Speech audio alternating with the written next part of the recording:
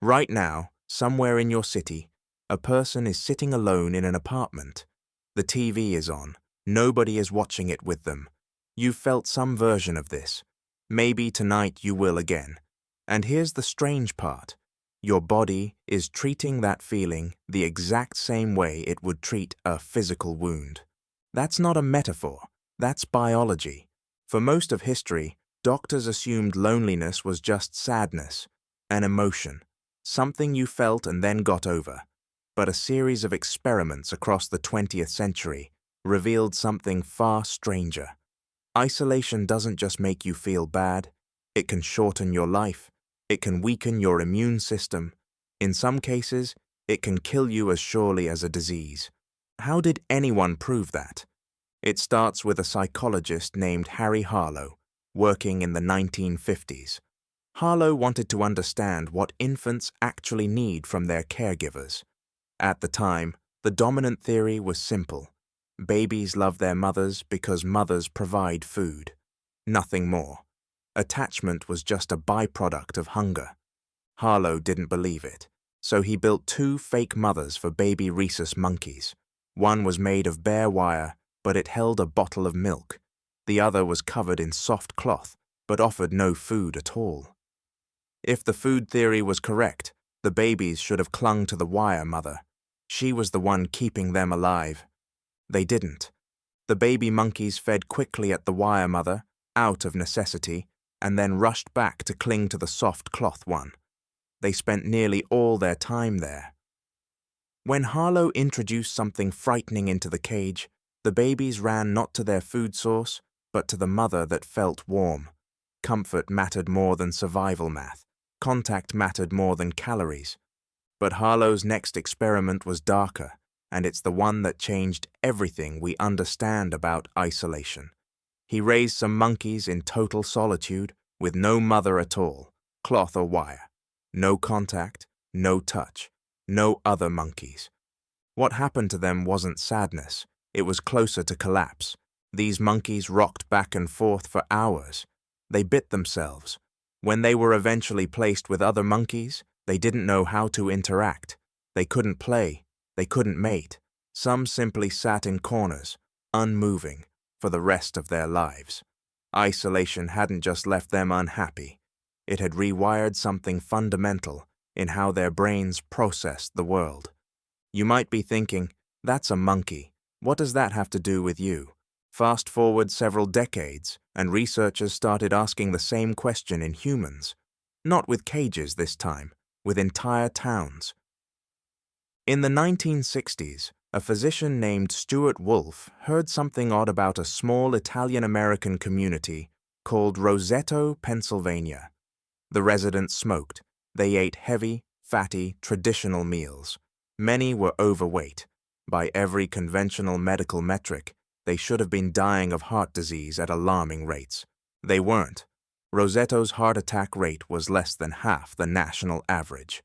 Wolfe spent years trying to figure out why, testing diet, genetics, exercise, water supply. None of it explained the gap. What he eventually found wasn't in their bodies. It was in their streets. In Roseto, multiple generations lived together in the same homes. Neighbors sat on porches together in the evenings. Nobody ate a meal alone if they didn't want to. The town functioned like a single extended organism, tightly bonded, constantly in contact. As younger residents left for more modern, isolated suburban lives elsewhere, something troubling happened. Heart disease rates in Roseto began climbing to match the national average. Same genes, same eventual diet, different social structure, different outcome. Wolfe called it the Roseto effect. Connection itself appeared to be protective. Isolation, in some measurable way, appeared to be dangerous. Still, this was correlation. Towns are messy. Maybe something else was going on. Skeptics wanted harder proof, something closer to Harlow's controlled experiments, but in humans. That proof came decades later from a researcher named John Cacioppo, often called the father of the field, known as social neuroscience. Cacioppo didn't just ask whether lonely people felt worse. He asked what loneliness was doing inside the body, at a cellular level. What he found should unsettle you a little. Cacioppo's research showed that chronic loneliness activates something researchers call the threat response. Your brain, unable to distinguish between physical danger and social disconnection, treats both the same way. Cortisol rises, inflammation increases, sleep becomes shallower and more fragmented, even when nothing is physically wrong. Over years, this constant low-grade alarm state wears down the cardiovascular system in ways strikingly similar to chronic stress from real physical threats. In one especially telling analysis, Cacioppo and colleagues found that the health risk associated with sustained loneliness was comparable to smoking roughly 15 cigarettes a day. Not lonely for an afternoon, lonely as a baseline state for years. Your body doesn't file that away as an inconvenience. It files it away as an emergency. Why would evolution build us this way? Here's the reframe. For nearly all of human history, before cities, before agriculture, before villages of any kind, a human alone was a human in mortal danger. No claws, no powerful jaws, no thick fur against the cold. Your ancestors survived only because they survived together, in tight, interdependent groups that hunted together, defended each other, and shared food when one person's hunt failed. A human separated from the group didn't usually stay alive for long. So the brain adapted. It built a warning system for social disconnection every bit as urgent as its warning system for hunger or physical pain. Loneliness isn't a modern glitch in your psychology. It's an ancient alarm, doing exactly the job it was built to do, going off in a world that no longer matches the one it evolved for. That's the unsettling part. The alarm still works. The world around it has completely changed. You can now go days without a single face-to-face conversation and still, technically, survive. Groceries arrive at your door. Work happens through a screen. Entertainment requires no other person in the room. None of this would have been possible for the vast majority of human history, and your nervous system has not caught up to the fact that it's possible now. This is part of why modern loneliness feels so disorienting. Your ancient alarm system is going off, but there's no obvious wolf outside the cave to explain it. Just a quiet apartment, just a phone full of messages that somehow don't feel the same as a voice. Just a body producing stress chemicals in response to a threat it cannot name, because the threat is simply the absence of other people.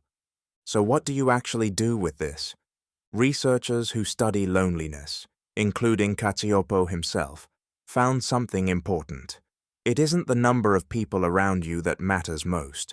Some people live alone and feel deeply connected. Some people live in crowded households and feel utterly isolated. What matters is the quality and reliability of connection, not the head count. A single person you can genuinely turn to appears to matter more than 100 acquaintances who barely know you exist. Harlow's baby monkeys didn't need a crowd. They needed one thing that felt warm and safe enough to hold on to. Rosetto's residents weren't protected because the town was large.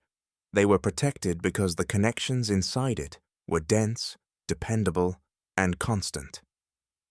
Maybe that's the actual lesson buried in all of this research. You are not broken for needing other people. You are not weak for feeling wrecked by isolation. You are running code that is millions of years old, written for a world where being alone meant being prey. So tonight, when you're sitting in that quiet room and the TV is on and nobody is watching it with you, know this. What you're feeling isn't a flaw in you. It's a signal, older than language, older than fire, telling you exactly what it was built to tell every human before you. Go find your people. It might matter more than you think.